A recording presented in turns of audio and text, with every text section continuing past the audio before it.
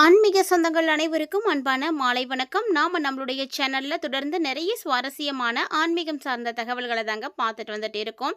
அந்த வரிசையில் இன்னைக்கு என்ன பார்க்க போறீங்க அப்படின்னா, விருச்சிக ராசி நேயர்களுக்கு வரக்கூடிய ஆகஸ்ட் 12 அன்னைக்கு உருவாகக்கூடிய சூரிய கிரகணத்துக்கு பிறகு ஏற்படக்கூடிய முக்கியமான ஒரு சில கிரகங்களுடைய மாற்றங்களால் என்ன மாதிரியான பலன்கள் எல்லாம் உங்களுக்கு கிடைக்க போகுது, மேலும் இந்த காலகட்டங்களில் எந்தெந்த விஷயங்களை நீங்கள் கவனமாக இருக்கணும், எந்த தெய்வத்தை வழிபாடு செய்யணும், என்ன மாதிரி எளிமையான பரிகாரங்கள் செய்தால் உங்களுக்கு ஏற்படக்கூடிய ஆபத்துக்கள் உங்களை விட்டு நீங்கும் அப்படின்ற மாதிரி நிறைய டீட்டெயில்ஸை இந்த பதிவில் தெரிஞ்சுக்க போகிறீங்க. அதுக்கு முன்னாடி நீங்கள் இப்போ தான் நம்ம சேனலை ஃபர்ஸ்ட் டைம் விசிட் பண்ணி பார்க்குறீங்க அப்படின்னா மறக்காமல் சேனலை சப்ஸ்கிரைப் பண்ணிக்கோங்க. பக்கத்தில் இருக்கிற பெல் சிம்பிளையும் கிளிக் பண்ணிக்கோங்க. அப்போ தான் நாங்கள் போடக்கூடிய வீடியோஸ் எல்லாமே உங்களுக்கு நோட்டிஃபிகேஷன் உடனுக்குடன் வந்தடையும். நீங்களும் பார்த்து பயன்பெறலாம். வாங்க வீடியோக்குள்ளே போகலாம்.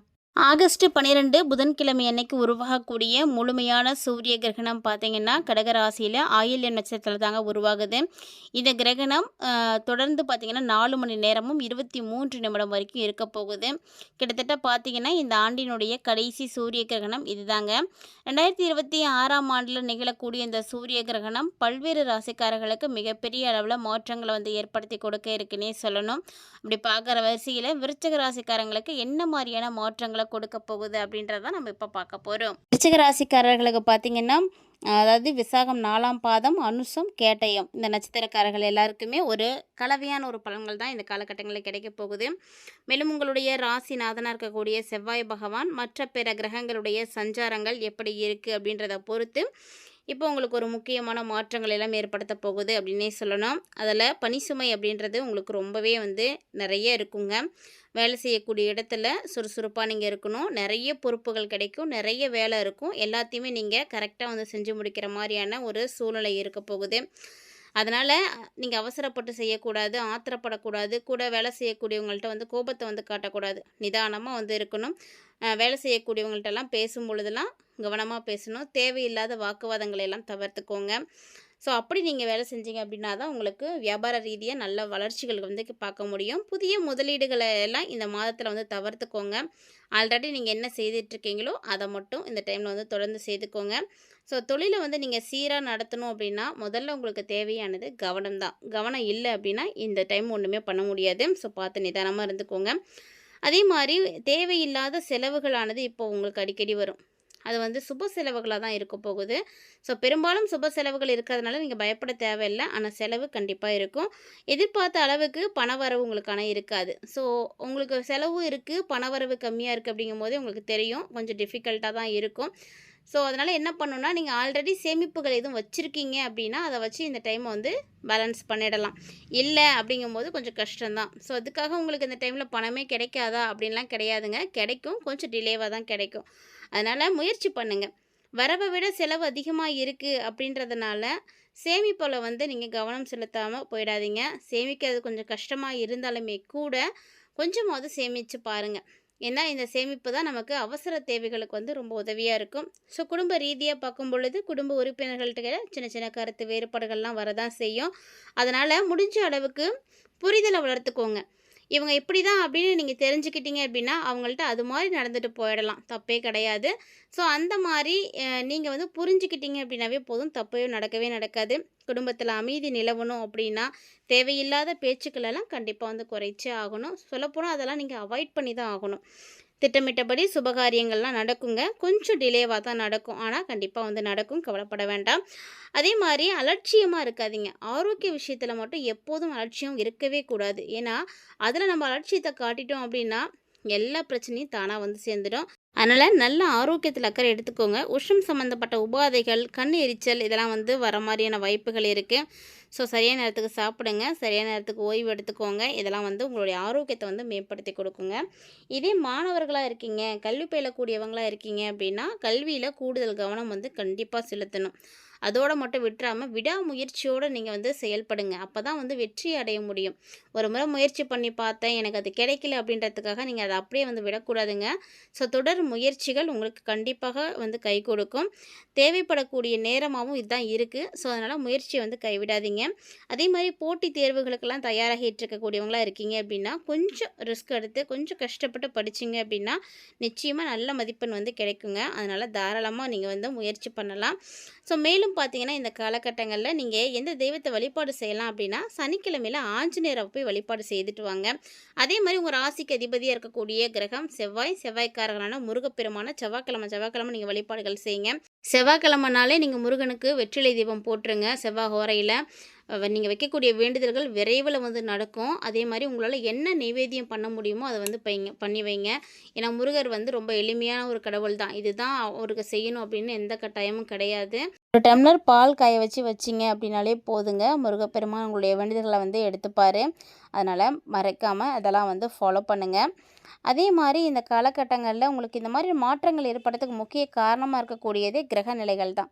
ஸோ விருச்சிக ராசிக்காரங்களுக்கு ராசி நாதனா இருக்கக்கூடிய செவ்வாய் பகவான் இப்போ பார்த்தீங்கன்னா 8ல வந்து மறைந்திருக்கிறாரு.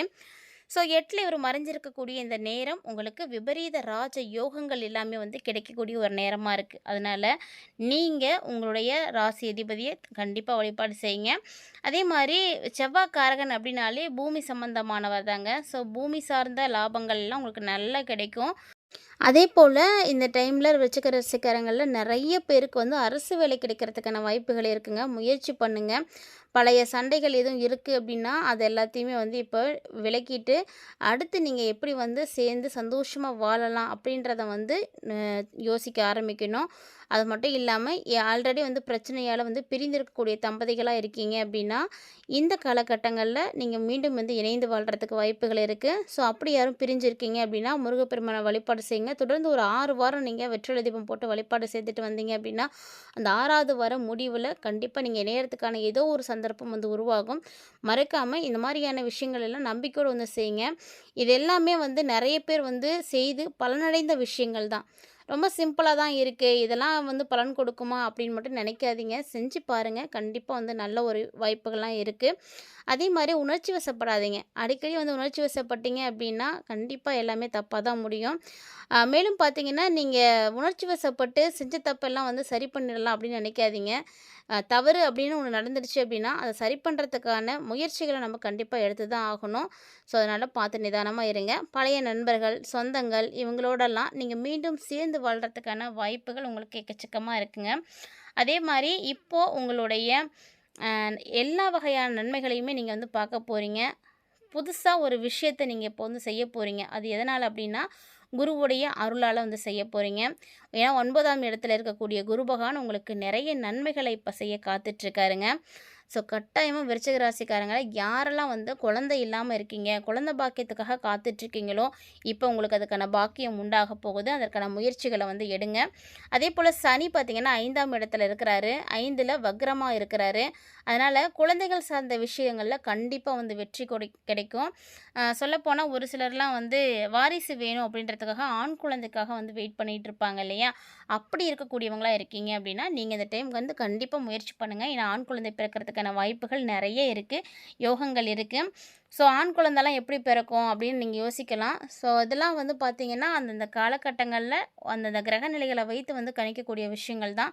ஸோ கண்டிப்பா நெறைய வாய்ப்பு இருக்கு. பயன்படுத்துங்க. அதேமாரி 9வது இடத்துல சூரியன் வந்து ஆட்சி பெற்று அமரப் போறாரு. அதோடு மட்டும் இல்லாம அங்க புதனும் வந்து இருக்கிறாங்க. ஸோ எதிர்பார்க்காத நெறைய அதிர்ஷ்டங்கள் விருச்சிக ராசிக்காரங்களுக்கு வந்து கிடைக்க போகுதுங்க. கூடவே பார்த்தீங்கன்னா, இந்த காலகட்டங்கள்ல இன்னும் நெறைய நல்ல விஷயங்கள் உங்களுக்கு வந்து கிடைக்கிறதுக்கு, நாங்க சொல்லக்கூடிய அந்த விஷயங்கள் எல்லாத்தையும் மட்டும் மறக்காம ஃபாலோ பண்ணிட்டு வந்தீங்க அப்படின்னாவே போதும். ஆ மேலும் கடன் இருக்கு, எனக்கு கடன் தான் பிரச்சனை, வேறலாம் எந்த பிரச்சனையுமே கிடையாது அப்படின்னு சொல்லக்கூடிய விருச்சிக ராசி அன்பர்களா நீங்க இருக்கீங்க அப்படின்னா, இது வந்து உங்களுக்கு ஒரு ரைட் டைம்னு சொல்லலாம். ஏன்னா கடன அடைக்கிறதுக்கான யோகங்கள், வாய்ப்புகள் எல்லாம் உருவாகுங்க. ஆனா ஒரு விஷயத்துல மட்டும் கவனமா இருங்க. ஆரோக்கியம் ரொம்ப முக்கியமானது. ஸோ இந்த டைமில் விருச்சிக ராசிக்காரங்களுக்கு அப்பா இருக்காங்க அப்படின்னா, அவங்க வந்து எதுவும் ஹெல்த் இஷ்யூஸ்னால பாதிக்கப்பட்டிருந்தாங்க. அந்த மாரி எதுவும் அவங்களுக்கு வந்து சூழ்நிலை இருந்துச்சு அப்படின்னா, இப்போ அவங்க வந்து கொஞ்சம் ரெக்கவர் ஆகறதுக்கான வாய்ப்புகள் இருக்கு. 7க்குரிய சுக்கிர பகவான் நீச்சமாகி இருக்கிறாருங்க. ஸோ திருமணத்திற்கு வரன் பார்க்கக்கூடியவங்களா இருக்கீங்க அப்படின்னா, இந்த விஷயத்த செய்யாதீங்க. ஏன்னா இந்த டைமில இந்த 1 மாசத்துக்கு அளவுக்கே பார்த்தீங்கன்னா, அந்த விஷயத்த நீங்க தள்ளி வச்சுக்கிறது நல்லது தான். ஏன்னா, அது அந்த அளவுக்கு நடக்காது அப்படிங்கும்போது, அதுக்கான முயற்சியோ, நீங்க செலவு பண்ணுறதோ வந்து வேஸ்ட்டு தான். ஸோ கொஞ்சம் பொறுமையா இருக்கலாம், தப்பு கிடையாது. அதே மாரி விசா கிடைக்கிறதா இருக்கட்டும், அதுவுமே கூட தள்ளி தான் போகுங்க. அதனால வெளிநாடு போகணும் அப்படின்னு முயற்சி செய்யக்கூடியவங்களா நீங்க இருக்கீங்க அப்படின்னா, நீங்க அந்த விஷயத்தையும் இப்போ வந்து ஸ்கிப் பண்ணிக்கோங்க. ஏன்னா, இந்த 2 விஷயங்களுமே இந்த டைம்ல உங்களுக்கு கைக்கு கிடைக்கிறது அவ்வளவு சாதாரண விஷயம் கிடையாது. கொஞ்சம் கஷ்டமா தான் இருக்கும். ஸோ முயற்சி பண்ணி நீங்க வந்து அத கஷ்டப்பட்டு வெற்றி அடையலையே அப்படின்னு கவலைப்பட்டுட்டு இருக்கிறத விட, எது நடக்காது அப்படின்றத தெரிஞ்சுக்கிறீங்களோ, அத வந்து ஸ்கிப் பண்ணி விடுறதுல தப்பே கிடையாது. இந்த 1 மாதத்துக்கு தான் தள்ளி வைக்க போறீங்க. மத்தபடி நீங்க இந்த காலகட்டங்கள் முடிச்சதுக்கப்புறம் அகைன் நீங்க ஸ்டார்ட் பண்ணீங்கன்னா, நல்லபடியா நடந்து முடியும். கணவன், மனைவி 2 பேத்துக்குள்ள வாக்குவாதங்கள், சண்டைகள் இதெல்லாம் கண்டிப்பா வரதான் செய்யுங்க. அதுவும் நியூவா வந்து மேரிட் ஆயிருக்கக்கூடியவங்களா இருக்கீங்க அப்படின்னா, ரொம்ப ரொம்ப வந்து சேஃபா இருந்துக்கோங்க. ஏன்னா 2 பேத்துக்குள்ள நல்ல அண்டர்ஸ்டாண்டிங் இருக்காது. அப்படிங்கும்போது அந்த இடத்துல நெறைய பிரச்சனைகள் வரதுக்கு வாய்ப்பு இருக்கு. முடிஞ்ச அளவுக்கு ஒருத்தங்களுக்கு ஒருத்தங்க விட்டு குடுத்து, ஒவ்வொருத்தங்களுடைய சூழ்நிலைகள வந்து எடுத்து சொல்லி புரிஞ்சுக்கோங்க. இந்த புரிதல் வந்து நீங்க வளர்த்துக்கும்போது மட்டும் தான் கணவன் மனைவியோட உறவு வந்து ரொம்ப சிறப்பா இருக்கும். கண்டிப்பா யாராவது ஒருத்தராவது விட்டு குடுத்து போகணும். 2 பேருமே வந்து ஏட்டிக்கு போட்டி போட்டுட்டு இருந்தீங்கன்னா, அந்த இடத்துல ஒண்ணுமே வேலைக்கு ஆகாது. அதே மாரி விருச்சிக ராசியுடைய பெண்களா இருக்கீங்க அப்படின்னா, சூப்பரான டைமிங்க உங்களுக்கு. நல்ல காலகட்டம். மகிழ்ச்சி நிறைந்த ஒரு காலகட்டமா இருக்க போகுது. அதே மாரி ராசிநாதன் உங்களுக்கு இப்போ விபரீத ராஜயோகத்த வந்து கொடுக்க காத்துட்ருக்காரு. ஸோ, அதனால நீங்க பார்க்கறதுக்கு ஒரு புது பொலிவோட ரொம்ப அழகாவே தெரிய ஆரம்பிப்பீங்க. அதே மாரி தோல் பிரச்சனை இருக்கக்கூடியவங்களா இருந்தீங்கன்னா மட்டும் கொஞ்சம் கவனமா தான் இருக்கணுங்க. இந்த காலகட்டங்கள்ல பார்த்தீங்கன்னா, கஞ்சனூர்ல இருக்கக்கூடிய சுக்கிர பகவானுக்கு நீங்க போய் வழிபாடுகள் செய்யறது கொஞ்சம் நல்ல பலன்கள கொடுக்கும். அதாவது ஆகஸ்ட் மாதத்தில முழுக்க முழுக்க இந்த விஷயத்த வந்து நீங்க செயல்படுத்துங்க. மேலும் பார்த்தீங்கன்னா, இந்த டைம் வந்து ஆடி மாசம் அப்படின்றதுனால தவறாம அம்மனுக்கு வந்து விரதம் இருந்து வழிபாடுகள் செய்யுங்க. நீங்க அம்மன வழிபாடு செய்யறது உங்களுக்கு கோடி நன்மைகள வந்து ஏற்படுத்தி கொடுக்கும். ஸோ, ஏன்னா இந்த வருடத்தினுடைய ஆடிய நீங்க விட்டுட்டீங்கன்னா, மீண்டும் அடுத்த ஆடி வரைக்கும் வந்து வெயிட் பண்ற மாரிலாம் இருக்கும். ஸோ, ஆடி மாதம் அப்படின்னாலே அது அம்மனுக்குரிய மாதம். கண்டிப்பா உங்க வீட்டுக்கு பக்கத்தில ஏதோ அம்மன் கோவில் இருக்குன்னா, இந்த வெள்ளிக்கிழமைகள்ல ஆடி மாதத்தில ஏதோ ஒரு நாள் போயிட்டு நீங்க தீபம் ஏற்றி வழிபாடு செய்யுங்க. அதுவும் வெள்ளிக்கிழமையில போய் நீங்க தீபம் போட்டு வழிபாடு செய்துட்டு வரும்பொழுது, சகல சௌபாக்கியங்களும் உங்களுடைய வீட்டுக்கு கிடைக்கும். இது வந்து எல்லாரும் வந்து சொல்லக்கூடிய விஷயம் தான். ஸோ, மறக்காம ட்ரை பண்ணுங்க. இந்த காலகட்டங்கள்ல உங்களுக்கு அதிர்ஷ்டம் தரக்கூடிய விஷயங்கள் என்னென்ன அப்படின்றதையும் பார்த்து தெரிஞ்சுக்கோங்க. இதில நீங்க அதிர்ஷ்டமான உங்களுக்கு நாட்கள் அப்படின்னா 5, 6 இந்த நாட்கள் தாங்க. அதே மாரி வழிபாடு செய்ய வேண்டிய கடவுள்னா சுக்கிரன் வழிபாடு செய்றது ரொம்ப நல்லது. மேலும் அதிர்ஷ்டகரமான நிறம் உங்களுக்கு சிவப்பு, அதிர்ஷ்டகரமான திசை பார்த்தீங்கன்னா கிழக்கு திசை. இந்த நாட்கள்ல நீங்க இந்த மாதிரியான விஷயங்கள் எல்லாத்தையும் கரெக்ட்டா நோட் பண்ணிட்டு, அத உங்களுக்கு ஏத்த மாரி நீங்க செயல்படுத்திக்கிறது ரொம்பவே நல்லது. நல்ல மாற்றம் கண்டிப்பா கிடைக்கும். முயற்சி பண்ணுங்க. எந்த ஒரு விஷயத்துலயுமே முயற்சி பண்ணாம, இது வந்து நடக்கலையே அப்படின்னு கஷ்டப்படுறதுல எந்த விதமான பிரயோஜனமும் கிடையாது. இந்த டைம்ல வழக்கத்த விட உங்களுக்கு ரொம்பவே நல்லா தான் இருக்கு. மேலும் குருவினுடைய அருளும், சூரியனுடைய பேச்சும் கர்மஸ்தானத்தில இருக்கிறதுனால, வழக்கத்த விட நீங்க ரொம்ப ரொம்ப சிறப்பா இருக்கக்கூடிய ஒரு நேரம் தாங்க. சரியா திட்டமிட்டீங்க அப்படின்னா, கரெக்ட்டா எல்லா விஷயத்தையும் செஞ்சு முடிக்க முடியும். பயன்படுத்துங்க. இந்த வீடியோ பதிவுல நீங்க நெறைய தகவல்கள பார்த்துருப்பீங்கன்னு நெனைக்கிறேன். கண்டிப்பா உங்களுக்கு இந்த வீடியோ பிடிச்சிருக்கும்னு நெனைக்கிறேன். பிடிச்சிருந்தது அப்படின்னா, மறக்காம லைக் பண்ணி ஷேர் பண்ணுங்க. வீடியோ பற்றிய கருத்துக்களையும் எங்களோட வந்து பகிர்ந்துக்கோங்க. இது மாரி இன்னும் நெறைய இன்ட்ரெஸ்டிங்கான தகவல்கள நீங்க தொடர்ந்து பார்க்கணும்னு ஆசைப்பட்டீங்கன்னா, மறக்காம நம்ம சேனல சப்ஸ்கிரைப் பண்ணிட்டு ஃபாலோ பண்ணிக்கோங்க.